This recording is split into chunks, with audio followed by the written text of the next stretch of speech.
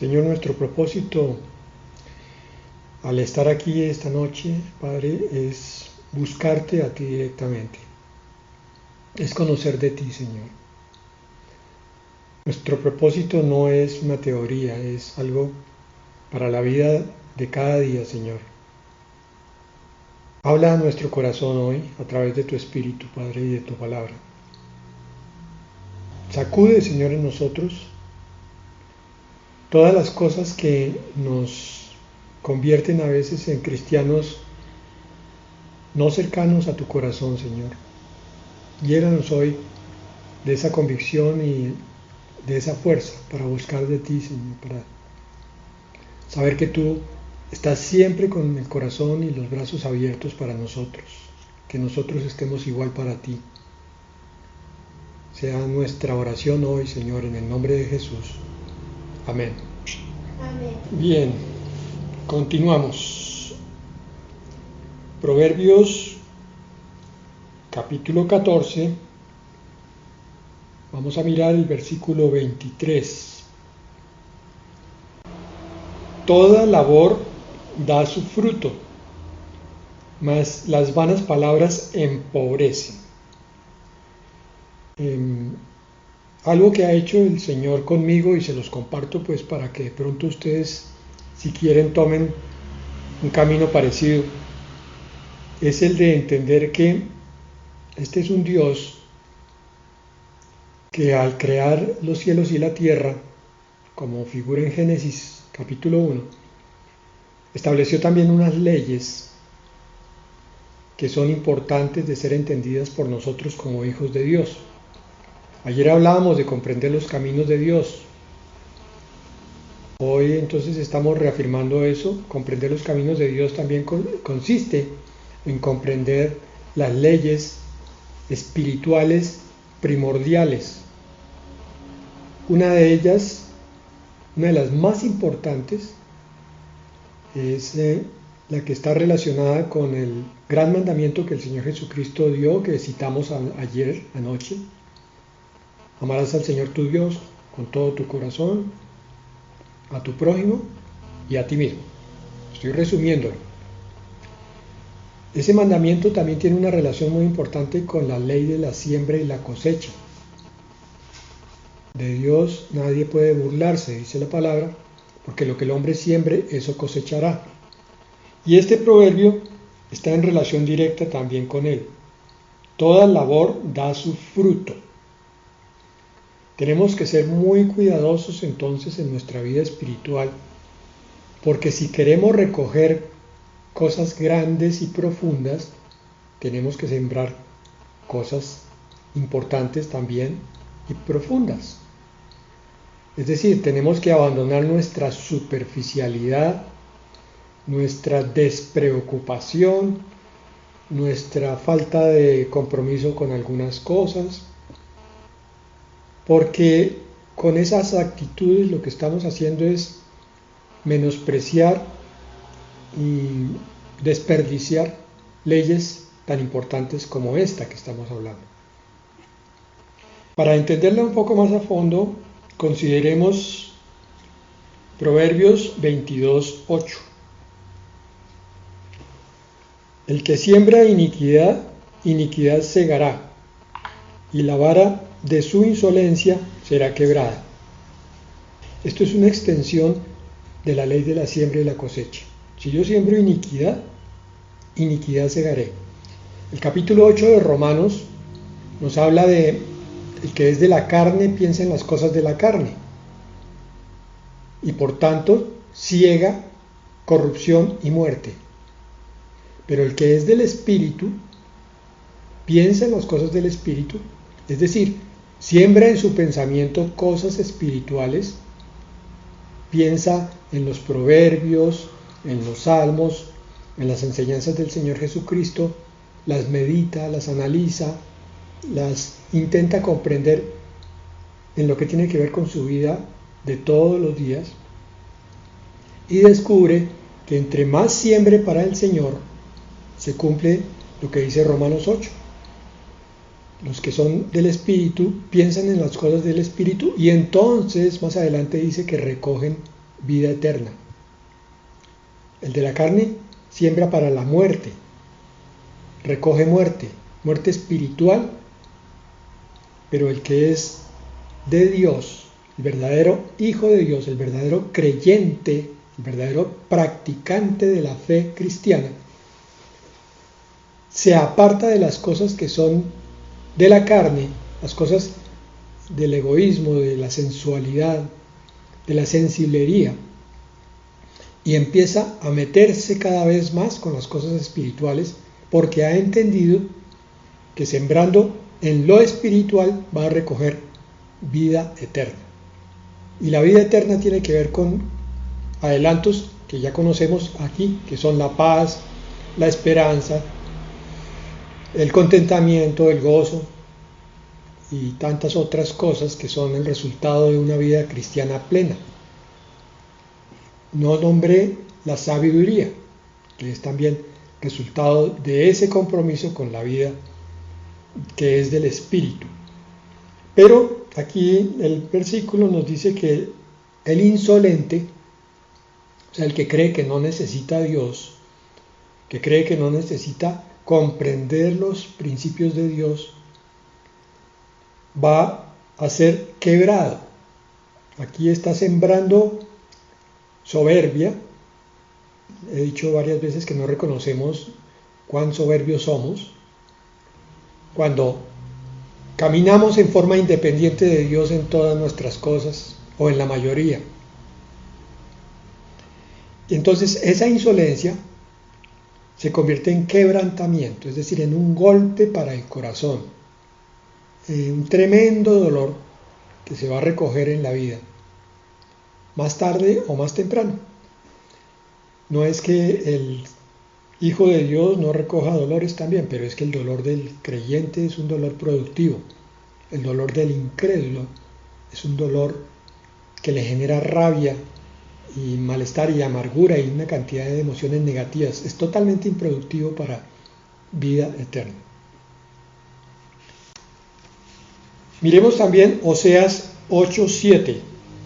Estamos hablando de lo que es sembrar y recoger.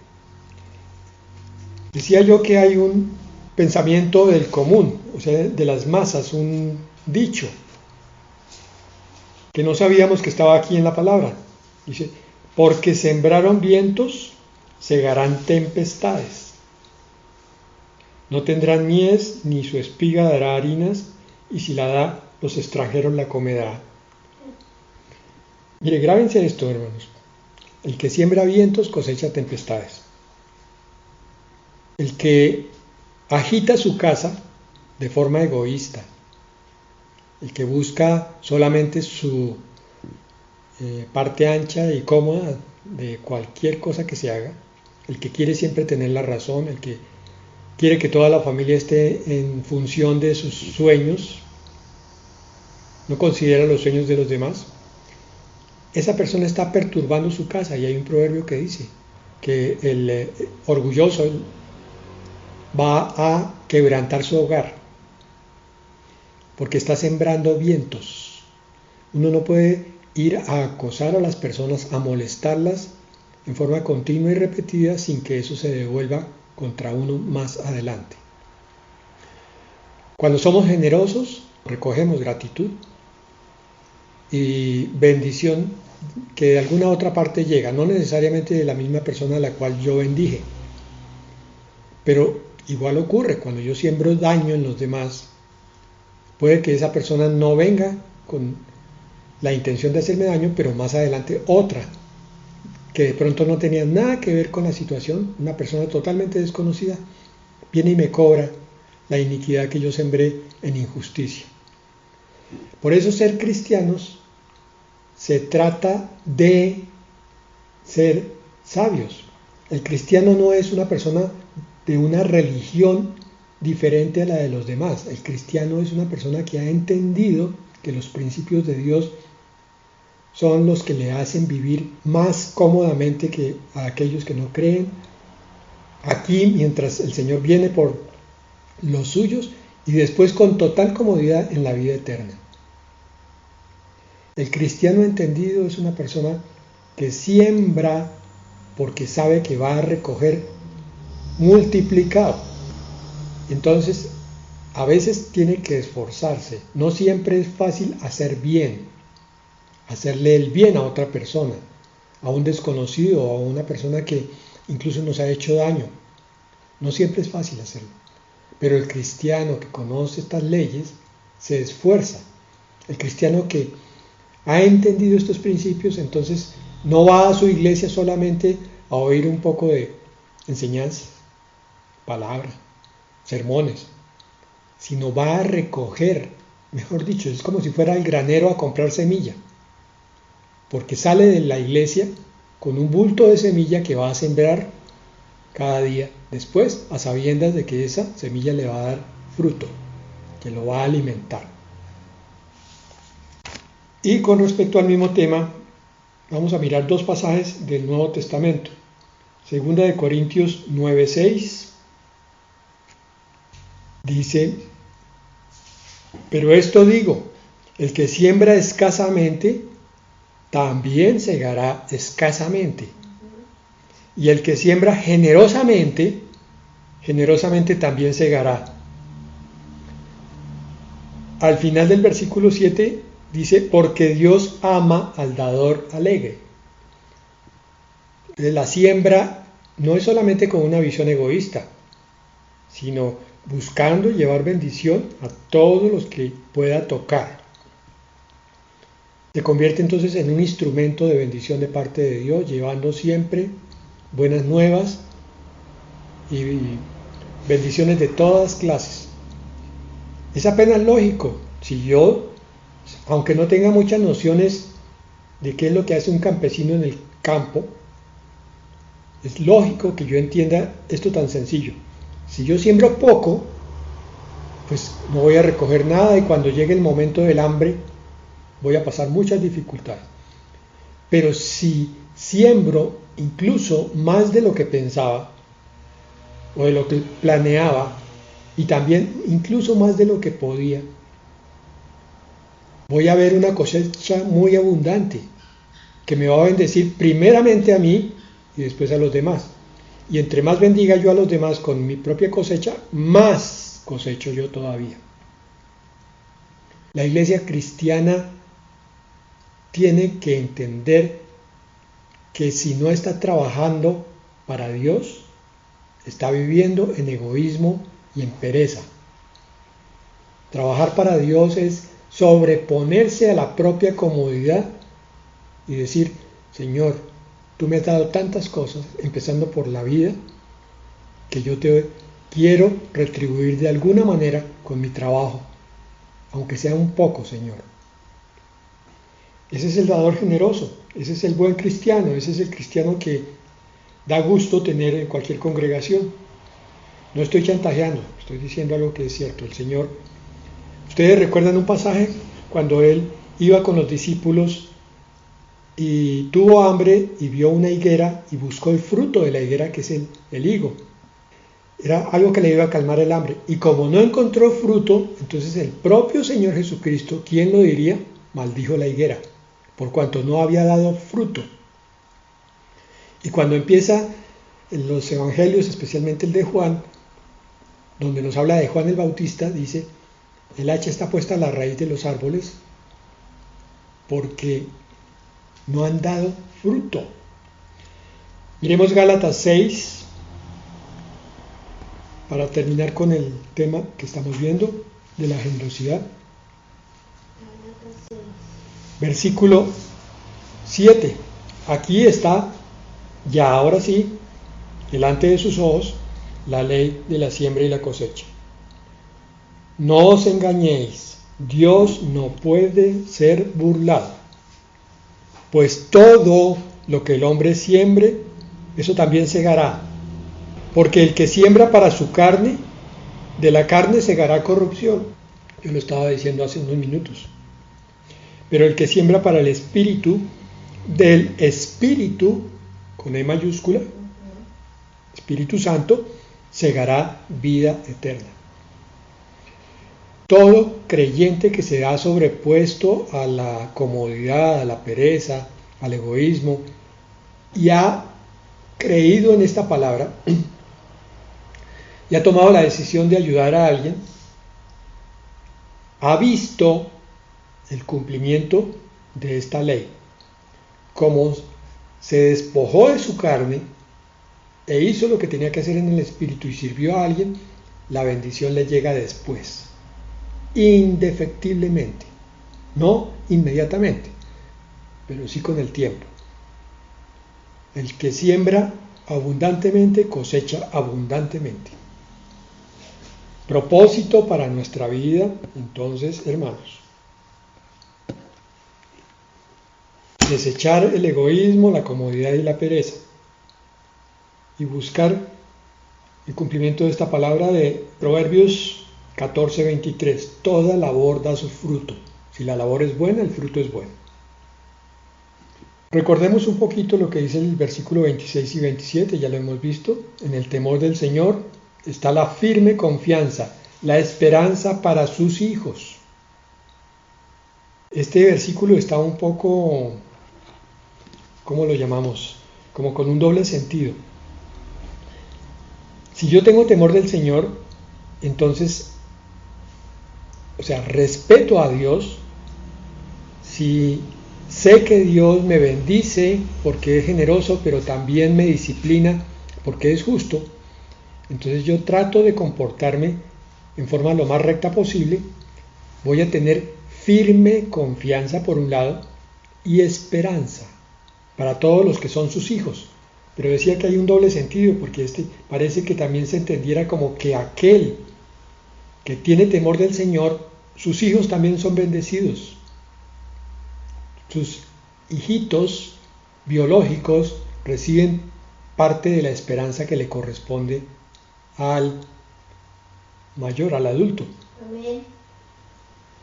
Es que es cierto. Recuerden, en los mandamientos el Señor dice que Él bendecirá hasta la 1000ª generación de aquellos que guardan sus mandamientos. Cuando yo estoy buscando a Dios, Él bendice mi familia.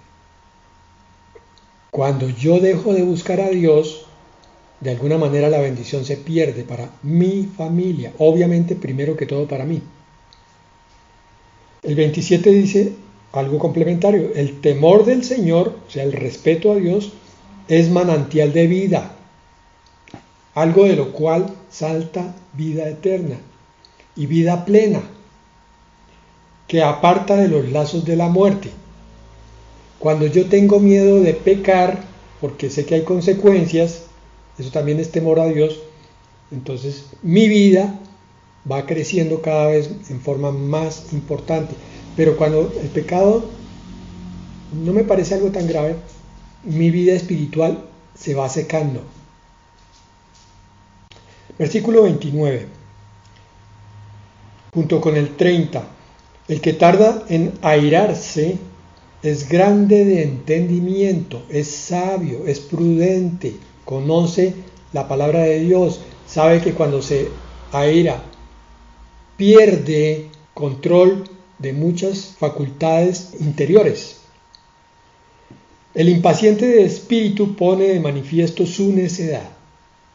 Cuando yo no sé controlar mi ira, inmediatamente termino haciendo cosas necias, de las que me voy a arrepentir de todas maneras. Me van a doler, me van a avergonzar, porque simplemente no me controlé. Las cárceles están llenas de personas que por un momento de ira terminaron enjuiciadas. Miremos adelante Proverbios 15:18. El hombre iracundo promueve contiendas.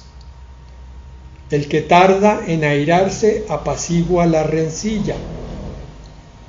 Este es todo un proceso de reacondicionamiento que tenemos que hacer cuando llegamos a los pies del Señor para aprender a controlar nuestra ira. Y es que a través de la vergüenza que recogemos por airarnos, cuando ya el Señor nos ha advertido, es que Él nos va adiestrando para que cada vez pensemos más y obremos menos rápidamente. Entre más pensamos, más tiempo tenemos de poder refrenar nuestras emociones. Ustedes recuerden, por favor, que el cristiano no es un ser que se mueve por emociones. Por fe andamos, no por vista. No son las emociones las que nos controlan y nos llevan. Estoy impaciente, estoy iracundo, estoy deprimido. Entonces, conforme a eso, así hago. Sí, así hago, pero cuando soy incrédulo, cuando soy impío, pero cuando soy convertido ya no puedo decir lo mismo. Si no tengo energía, no tengo fuerzas, igual le digo, Señor, todo lo puedo en Cristo que me fortalece. Tú eres mi fuerza, Señor. Tú puedes hacer en mí lo que tú quieras. Tengo que hacer esto, ayúdame. Estoy deprimido, señores, me siento derrotado, me siento solo. Tu palabra me llena, Señor, de plenitud y me dice que yo nunca estoy solo. Tú me puedes sacar de estas emociones destructivas. Son autodestructivas las emociones cuando no se controlan. Versículo 30 de Proverbios 14 dice: el corazón apacible es vida para la carne. La envidia es carcoma de los huesos. Este es un tema que se repite en el libro de Proverbios. Trata de exhortar este libro a todos los creyentes para que controlen sus emociones. No solamente la ira, la impaciencia también. Todas las emociones que pueden llegar a producir estados espirituales deteriorados. Cuando uno aprende a controlar las emociones y a guiarse por lo que dice la palabra de Dios, es decir, andar por fe, es cuando uno ve entonces cómo la vida tiene control desde la palabra de Dios. El centro de comando es la palabra de Dios, colocada en el espíritu del hombre. Entonces ya las emociones no manejan la vida del creyente. El creyente ya con eso empieza a salvarse de situaciones horribles, situaciones vergonzosas. Miremos también Proverbios 15:4. La lengua apacible es árbol de vida, pero la perversidad de ella es quebrantamiento de espíritu. Con la ira viene la lengua desaforada. Son muchas las cosas que se dicen cuando uno está furioso. Y también son muchas las cosas que tiene que arrepentirse después por haberlas dicho en un momento de emoción. Las palabras necias, destructivas, que son como dagas, son causa de pecado. Cuando el Señor se refiere al homicidio, no está hablando solamente de cuchillos y revólveres, está hablando de palabras, de corazones necios. Versículo 31. También Proverbios nos recomienda mucho la justicia, la equidad, la misericordia. Dice: el que oprime al pobre afrenta a su hacedor, pero lo honra el que tiene misericordia del pobre. Ayer comentábamos por qué esto es así. Satanás se ha empeñado en llenar los corazones de todo sentimiento negativo. Entonces viene la envidia, viene la murmuración, pero sobre todo también la valoración de las apariencias. Entonces, cuando llega un pobre, inclusive a las iglesias cristianas, sobre todo si no está muy bien vestido, si no está bien bañado, inmediatamente hasta los cristianos tienden a apartarse de ello, de ese tipo de pobres. Pero el Señor mostró varias veces su misericordia acercándose a pecadores. Saqueo el publicano, cuando estaba subido en el árbol, le dijo que era necesario que él fuera a su casa. Y efectivamente fue con él. Era un publicano de los más apartados del corazón de los judíos, porque los publicanos cobraban impuestos en forma inmisericordia. Entonces todos los judíos los relegaban. El Señor no los relegó. Cuando una mujer fue sorprendida en adulterio, tampoco la menospreció, sino le dijo simplemente: vete y no peques más, pero la perdonó. Cuando unos leprosos que también eran, para decirlo de alguna manera, la escoria del pueblo, el Señor los sanó. Él siempre mostró misericordia. Nosotros tenemos que aprender a mirar que el hacedor con H mayúscula que está aquí en mi Biblia, en Proverbios 14:31, me hizo a mí e hizo a este pobre, para que un día, en su plan, los dos nos encontráramos, a ver qué iba a surgir de mi corazón y de mi actitud hacia él. Si iba a sentir asco o rechazo o orgullo falso, y lo iba a apartar. Una parte de ese orgullo se manifiesta con las peleas entre cristianos cuando el uno piensa que está en mejor iglesia que el otro. Eso no tiene sentido. Lo único que uno podría decir es si realmente la iglesia es de falsa doctrina, pero ni aún así tienes derecho a menospreciar, porque uno no sabe todas las cosas que están pasando dentro de la voluntad de Dios. Versículo 35 del capítulo 14. El favor del rey es para con el servidor prudente, su enojo para el que lo avergüenza. Bueno, este proverbio fue escrito en una época donde los pueblos tenían por costumbre tener un rey. El rey era la figura de eminencia de cualquier nación.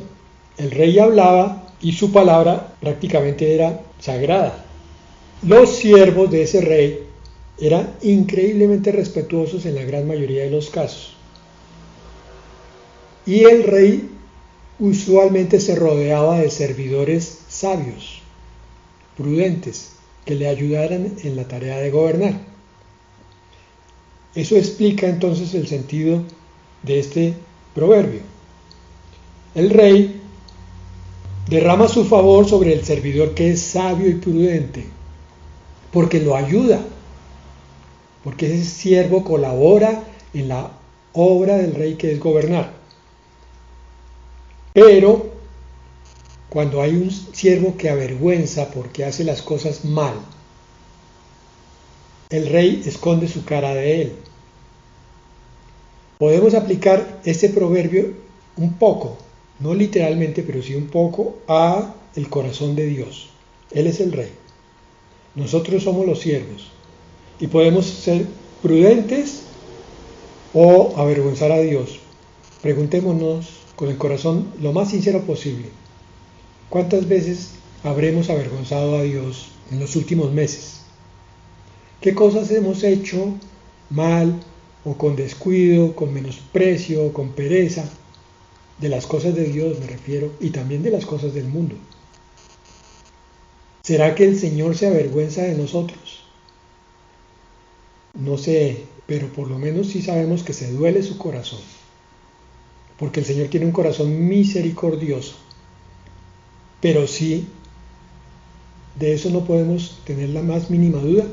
Con nuestras actitudes muchas veces ocasionamos dolor al corazón de nuestro Padre, porque nuestra desobediencia, nuestro orgullo, nuestra falta de compromiso con las cosas de Él, nuestra falta de amor hacia Él, hace que busquemos otras cosas que si se prolongan por algún tiempo se pueden convertir incluso en pecado. Hemos dicho que no estamos delante de un libro, estamos presentes ante la palabra del corazón de Dios.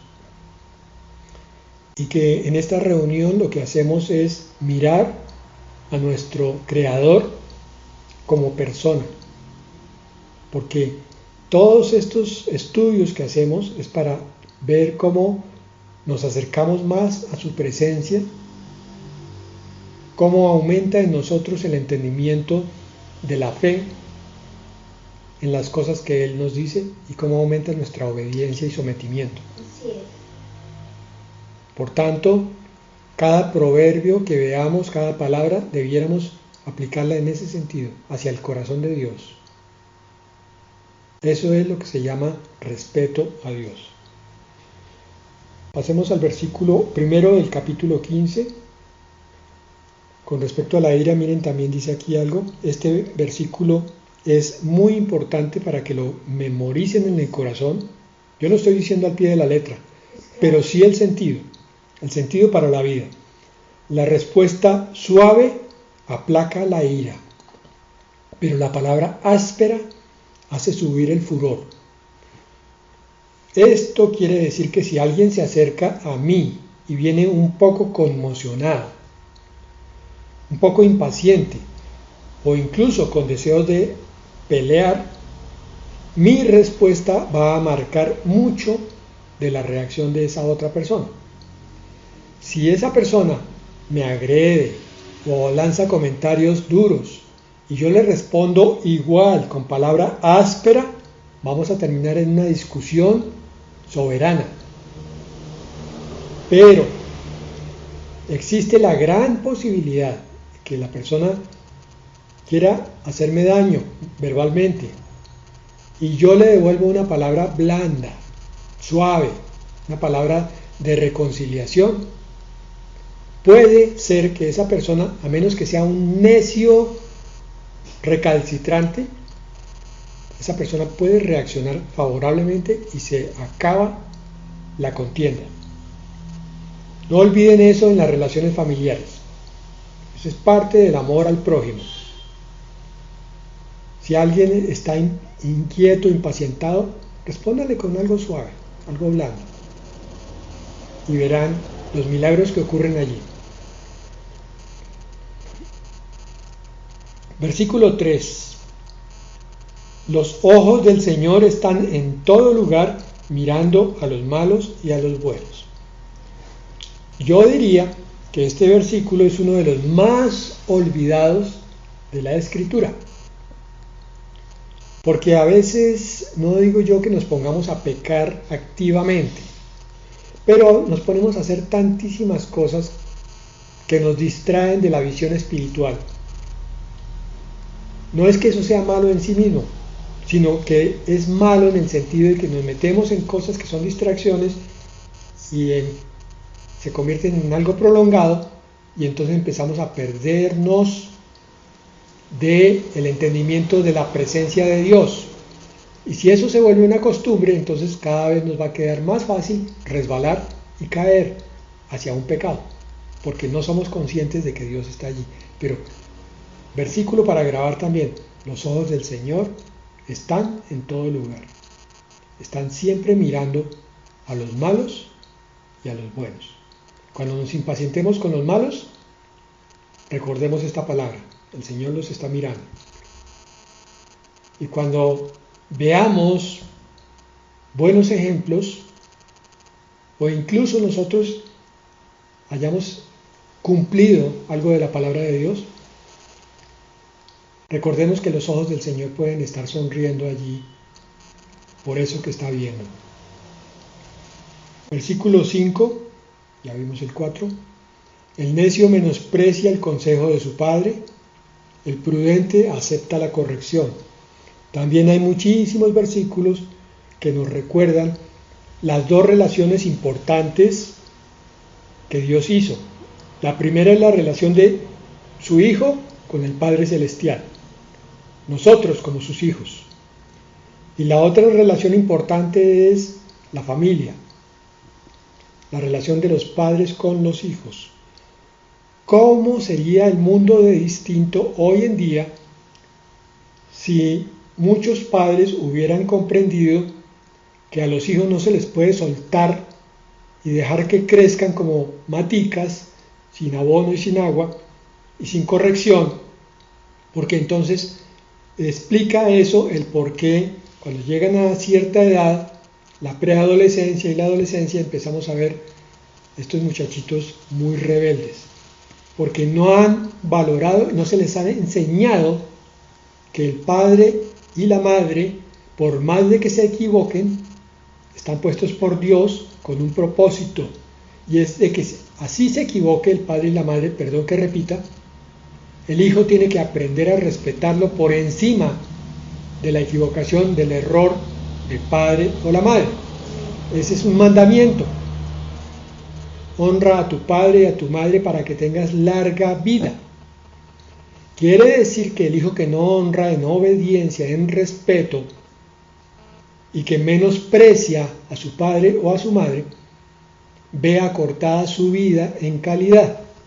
Va a tener una vida muy estresada, una vida muy llena de rencor, muy llena de dolor.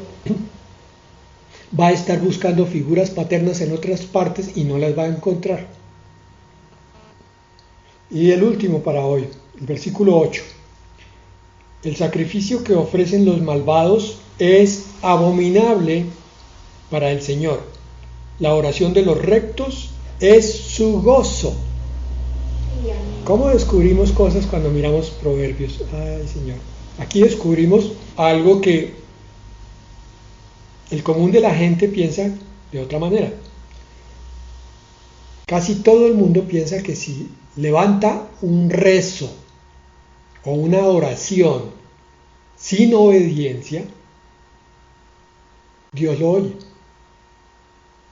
Y por eso entonces incluso hay rituales aún para personas que acaban de morir, porque Dios va a mirar la vida de ese que murió y pues más bien va a voltear a mirar a ver cuántos rituales le van a ofrecer por 9 noches, y entonces va a sacar al recién muerto del infierno o del purgatorio y lo va a llevar al cielo. No es así. El Señor mira ese corazón directamente. Entonces por eso en este proverbio nos enseña que si no hay obediencia, si no hay cumplimiento de los mandatos de Dios, todo lo que se haga para Dios es abominable. El sacrificio, esto incluye los rituales, las congregaciones en las iglesias, incluye rezos, oraciones, ayunos, cualquier cosa. Cuando proviene de un corazón malvado, porque, correcto, mi esposa me recuerda aquí el corazón de Caín y el corazón de Abel. La oración de los rectos es su gozo. El Señor lo que estaba mirando era el corazón de Abel, no el sacrificio. Y lo mismo el corazón de Caín, no el sacrificio. Ambos hicieron un sacrificio, pero el uno fue aceptado y el otro fue rechazado. Este versículo es una rememoración de ese capítulo de Génesis que nos habla de esos dos hermanos. La oración de los rectos, termina diciendo este versículo, es gozo para el corazón de Dios. Atrás estábamos considerando la tristeza del corazón de Dios por ciertas acciones y ciertas intenciones de corazón. Pero aquí entonces consideramos, para terminar, que hay cosas que podemos hacer, según la palabra de Dios, que van a darle gozo al corazón de Dios. Ojalá eso quede grabado en tu corazón, hermano. Que tus oraciones, entre más frecuentes, más sinceras, son más gozo para el corazón de Dios, porque simplemente el Señor está viendo que tú te acercas a Él. Como Padre amoroso que es, Él siempre quiere tenerte cerca y abrazarte. La oración es la forma de manifestar su abrazo. La oración no es un ritual, no es una costumbre cristiana, no es algo que hay que hacer. La oración es para sentirla. Terminamos ahí. Padre, miramos hoy, Señor, a tu corazón de varias maneras y despertamos el nuestro, Padre. Ayúdanos a salir, como lo digo frecuentemente, de rituales vacíos, Señor. Amén. De cosas que hacemos con la boca o con el cuerpo, pero no lo hacemos con el corazón, y mucho menos con el espíritu. Queremos, Señor, tu presencia viva en nuestras vidas. Estoy hablando por todos los que están oyendo este audio, Señor, esperando que todos estén diciendo amén. Queremos, Señor, es acercarnos a ti y conocerte a ti, Señor. Saber cuál es el Dios que tenemos. Sentir tu presencia rodeándonos cuando las cosas están saliendo mal y cuando están saliendo bien también. Así que, Padre, ayúdanos allá en lo profundo de nuestro ser. Sí, Señor, ayúdanos. A conectarnos contigo, a vincularnos, Señor, contigo, a través de tu Espíritu Santo. Hoy miramos, Señor, la presencia de tu Espíritu en nosotros, que es el que nos guía hacia ti, nos enseña todas las cosas. Y encomendamos todos estos versículos, estos proverbios, al obrar de tu Espíritu Santo en nosotros, para que queden grabados, Señor, y tu Espíritu nos los recuerde constantemente. Padre, en el nombre de Jesús. Amén. Amén.